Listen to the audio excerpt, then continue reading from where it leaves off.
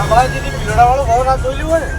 રસ્તામાં આવશે હે ભીલોડા ભવનાથ હા જતા આવીએ રસ્તા રસ્તામાં આવશે એટલે કરાવી દઈશ હા કઈ વાંધો 5 કિલોમીટર અંતર આવશે હા કઈ વાંધો નહીં, કરી દઈશું આપણે લોકેશન સારું હા સવાલ જ નથી ભીલોડા આપણે આમ જઈશું ને એટલે ભીલોડા એનાથી થોડા